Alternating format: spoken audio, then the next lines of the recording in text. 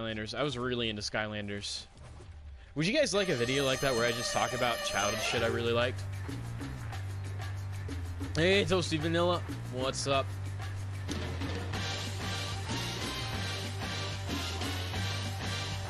Samurai Warrior 3. I don't know if I've heard of that. I'm just trying to think of more content, guys, because I want to do a lot more, but my issue is ideas. Like I had a whole video I wrote up, and it was on what was it on again? All right, Timmy, have a good one. There's a new Bakugan this year.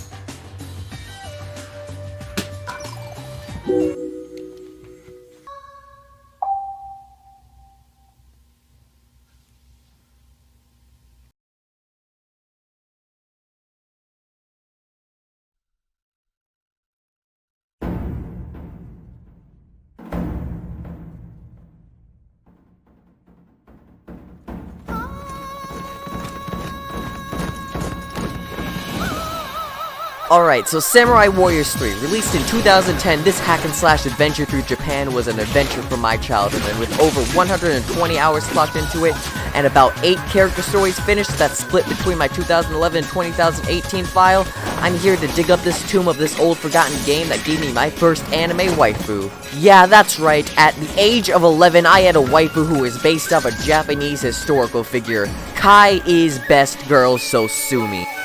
Anyways, Samurai Warriors takes place during the Warring States period of Japan and tells its story through its 30 characters. The graphics have aged about as well as a banana, gameplay is repetitive as a Blackpink album, and the voice work is about on par to my 4th grade musical. And it all brings a smile to my face and a tear to my eye, so let's get this started.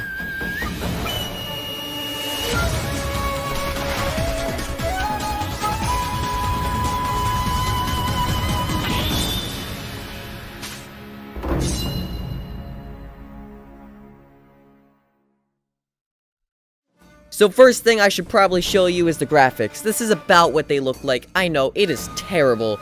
So, get used to it. Gameplay can be boiled down to its hack-and-slash roots. So you're gonna be spamming A and the down arrow key until you figure out how to fully use the spirit gauge and spirit charge, which are two different things. I don't know why they named them that. They just did. It makes no sense, but whatever. You can charge up your spirit gauge by getting combos, which is basically the number of enemies you can hit during the 5-second timer that resets with every enemy hit. Spirit charge can be gained by holding down B or just getting beat up a lot. Once you get them both to the max or to full, you can unleash an ultimate Musayu. Moso. Whatever. Which just deals a bunch of damage in an AoE circle and plays a pretty cool clip. Yeah. You can also use the spirit gauge to dash into enemies, but you can't control the camera, so camera's bad, fix. Now look at this clip while I prepare the next segment.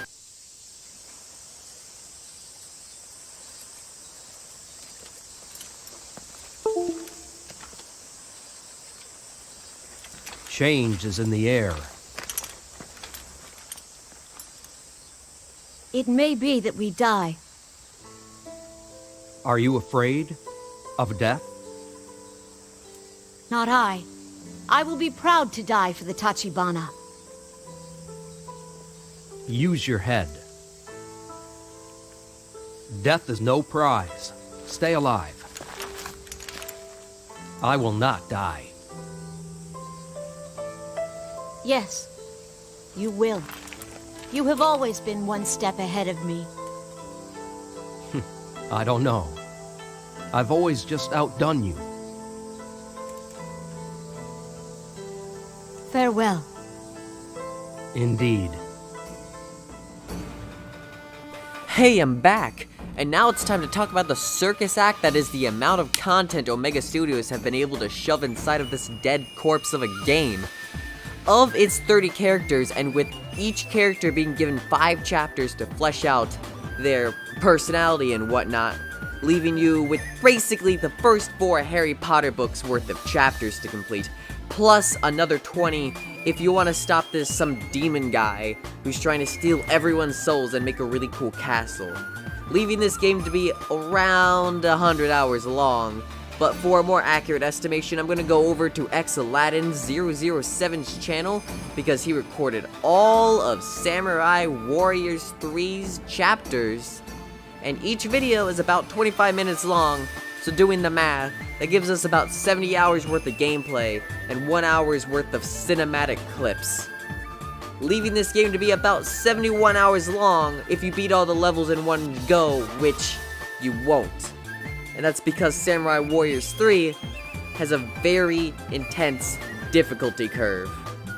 And before I move on to characters, let me just give you all a little exploit you can use on Nene's final chapter. When you catch the ride from that eagle, just move backwards before you land, so that Kai's voice line doesn't trigger, and then she never spawns, giving you as much time as you need to clear out the level and help your boys at the other gate before they all die. Then you can go trigger Kai's voice line and then kill her with all in your 7 officers. Now let's move on to my favorite part of the game, the characters, because from the terrible voice acting... I cannot go! My pride is a Tachibana! I will stay and fight! Yes. To the pushover officers repeating lines of dialogue. I won't let you get the best of me! To the random banter characters give each other. Hey, in case you're wondering, I'm not trying to link up with any reinforcements. Go away! Then I will simply have to crush you before you get the chance to not do so. I just love it all, so let's try and get through as many as we can. Yukimura Sanada is a spear-wielding badass who all the ladies can't get enough of, and has an unquenching thirst to prove that he's the best warrior in all the land until he dies trying to 1v1 an entire army. One of these characters who really fancied him was Kunnichi, a cutesy, confident, and very cocky ninja who just wants Senpai to notice her, but competing with Kai for Senpai's attention. However, Kai is a strong, independent woman who teases Kunnichi for the heck of it and tries to carry the entire army on her very slim shoulders. Moving down to this island right here is Genicho Tachibana, is a woman with a death wish and kinda looks like a Thundercat, and is the wife of Moonshig, who is a Caucasian for some reason, and I had no idea that they were married until the wiki page told me. There's nothing special about him other than he looks weird. And this guy is just some guy with a hammer. He kinda looks like King Dedede. And this dude just wants to read and die in the least edgy way possible. He literally just wants to die. That's his only goal. Okay, next is Hanzo, an edgy ninja who is only loyal to Tokugawa, and is honor-bound to keep him safe. But along for the ride is Nene, who wears a flashy gold suit to all of her stealth missions, and is the loyal, happy-go-lucky wife of the enthusiastic warlord Hideyoshi, who just wants to keep peace among the land. So he bands together with Tokugawa, who is a really bland character in this game. They band together to stop Japan from fighting each other through war. Anyways, Nene and Ninja Hanzo, their duo is just really great to watch. I just love their contrasting characters. I like the writing in there. Anyways, Mutsami Date is an edgelord rebel who tries to become Jesus to get Hideyoshi to notice him. Moving on. Oichi is apparently most known for just being a mother of 3, and she gets a love story along with kendama to defeat her enemies, even though that's clearly not a kendama, that's a hula hoop. And this is the lover, Natsugari Azai. He looks like he belongs in a yaoi, and hold up, wait a gosh darn second. Oh no. Oh no. Yeah, that's all we need to know. We're done here. Now let me just derail this entire review right here and actually talk about my childhood with this game. When I was 11, I got this game, and at the time, I didn't live in a suburbs or have any friends that lived nearby. All I really had was my Wii and a PC, and I had a ton of games, and this is one of the games that I remember most fondly, and I remember playing the most. I just listening to the soundtrack now, I'm just hit with a train of nostalgia and a train of just a rush of energy as I listen to it and as I play it today. It's just, I hold a lot of great memories with this game.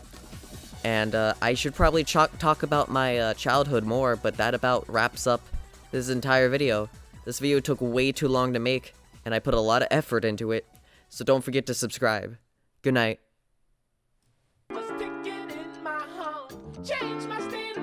Ladies and gentlemen, we got him.